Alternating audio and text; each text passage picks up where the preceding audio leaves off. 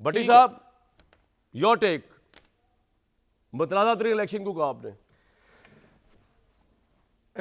पहली बात तो ये है भाईजान के सच तो ये है, जावेद हाशमी साहब की एक किताब है, उन्होंने अपनी जेल की डायरियों पे या जेल की रुदाद लिखी है। उसमें वो लिखते हैं कि कैसर शेख जो चनियोट का MNA था, वो मुझे मेरी मदद करता था और मेरी हेल्प करता था, मुझे वसाइल पहुंचाता था, खाना पीना, दवाई दारू, मुलाकात। तो नवाज शरीफ साहब, शहबाज शरीफ साहब और अल्लाह बख्शे कलसूम नवाज साहबा, ये तीनों ने उनको वहाँ बुलाया लंदन में और कहा कि हमारे मुकाबले में लीडर पैदा कर रहे हो।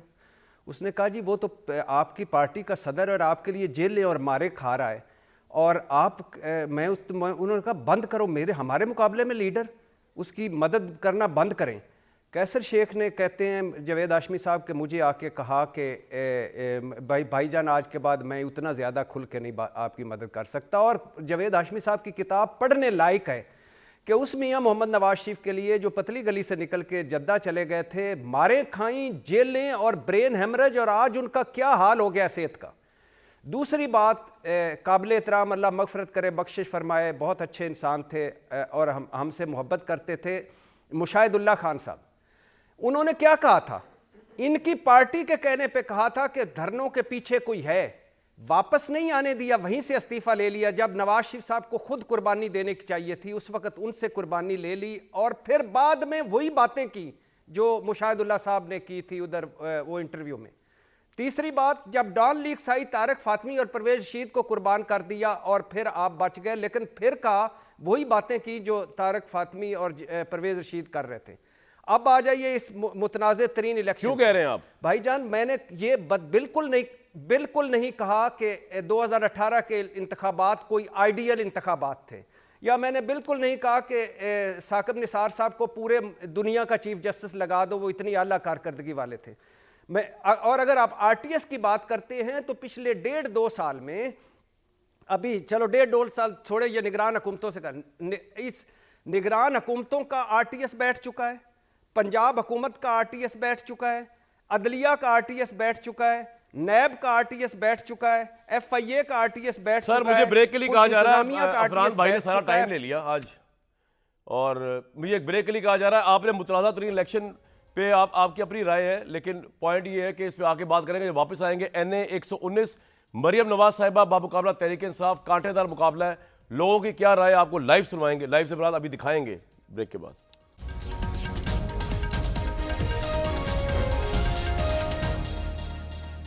अब से कुछ देर बाद मैं आपके सामने आपको ले जाऊंगा अवाम में, NA 119 में, जहां पर मरियम नवाज साहिबा बामुकाबला तहरीक इंसाफ और अलीम खान भी मुकाबले पे हैं।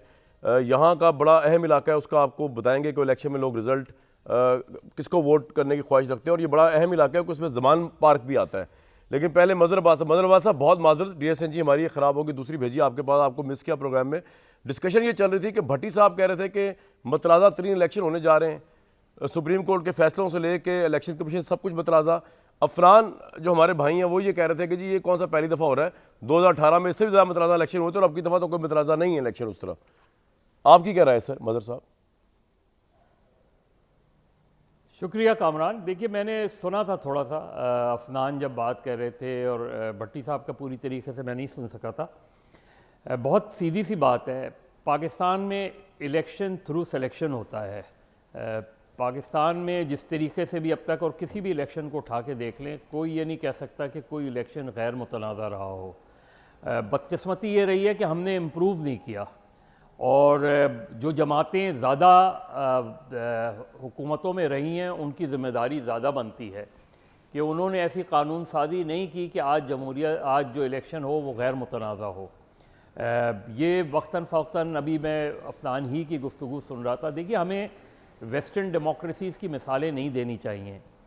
वहाँ अगर कोई लेगेसी फॉलो भी होती है तो वो थ्रू एक पॉलिटिकल प्रोसेस होती है, यानी अगर कोई किसी का बेटा इलेक्शन में या पॉलिटिक्स में आता है तो उसकी पार्टी पहले उसको उस पार्टी की सदारत का इलेक्शन लड़ना पड़ता है उसको। जी। हमारे यहाँ तो पार्टी में इलेक्शन ही नहीं होते। बिल्कुल, मैं भी यही कह तो रहा हूं। वो एक तरीक़ाकार होता है, तो हमें दूसरों की मिसालें नहीं देनी चाहिए। असल चीज़ ये नहीं है कि कोई आपके फैमिली मेम्बर पॉलिटिक्स में आए तो कोई गलत पाबंदी कोई नहीं है, बिल्कुल इसमें कोई ख़राबी नहीं होती। बिल्कुल। लेकिन थ्रू प्रोसेस आता अच्छा है। मजहर साहब, आदमी आपने जो ऊपर बात से की है ना nomination कि नहीं पाकिस्तान होती। में इलेक्शन हमेशा थ्रू सिलेक्शन होता है, तो इस वक्त किसकी सिलेक्शन हुई है या होने जा रही है? किसकी नहीं हुई है, किसकी नहीं हुई है? सबकी हुई है। नहीं नहीं नहीं, मैं मैं- आपसे एग्री करता मैं हूँ। कब से 18 में शुरू- इमरान खान की मैं- हुई थी, 24 में किसकी होने जा रही है? सर 18 नहीं, मैं तो इमरान से भी, देखिए जहां पॉपुलर लीडर्स होते हैं, अगर वो अपनी पॉपुलैरिटी के बेस पे इलेक्शन जीत रहे होते हैं तो उनको, अगर वो इलेक्शन जीत जाते हैं तो उन्हें चलने नहीं दिया जाता। 88 में बेनज़ीर भुट्टो के खिलाफ IGI बना दी गई। 90 में Mehran bank Asghar Khan sir case आप आपके ठीक कह रहे हैं, सामने है, किस तरह 2024 में इलेक्शन किसकी रिग सिलेक्शन हुआ। हो रही है, मैं ये पूछ रहा हूँ। 2024 में जिसकी भी सिलेक्शन होगी, देखिए इस वक्त क्या लगा रहा है, मुझे लग रहा है कि नवाज शरीफ हो जाएंगे।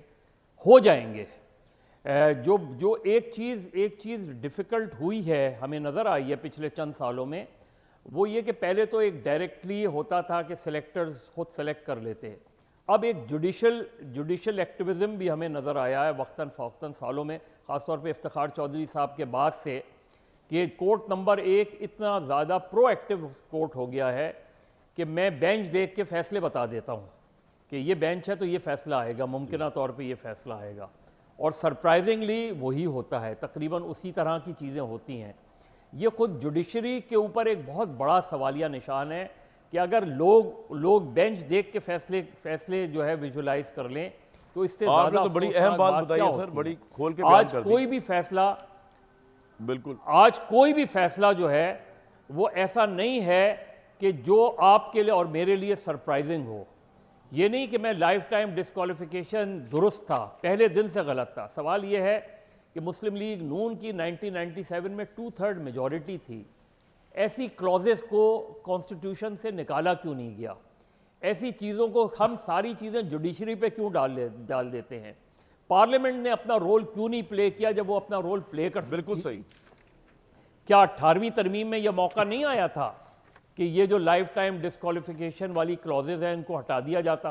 18वीं तरमीम में क्यों नहीं किया गया? बिल्कुल जरा ठीक। मालूम तो करें, अफनान जाके एहसन इकबाल और दूसरों से रज़ा मालूम रब्बानी करें साहब से पूछें कि ये 18वीं तरमीम में बिल्कुल जब इस ठीक। बात पर बात हुई थी तो उनका क्या मौक़िफ़ था अंदर, क्योंकि ज़ाहिर है पार्टी उसकी चीज़ें बाहर नहीं आ रही थी। तो मेरा बिल्कुल ख्याल है सबको इंक्लूडिंग इमरान खान ने बहुत सियासी गलतियां की हैं और मेरे नुक्ता नज़र से उन्होंने अपने पैरों पे कुल्हाड़ी मारी 2023 में जब उन्होंने खैबर पख्तूनख्वा और पंजाब की असम्बलियाँ डिज़ोल्व की। बिल्कुल ठीक। ये उनका मेरा ख्याल है पॉलिटिकल सुसाइडल था, इसलिए कि आपके पास 60% पाकिस्तान था, आपको अगस्त तक सिर्फ इंतज़ार करना था इलेक्शन। बिल्कुल ठीक।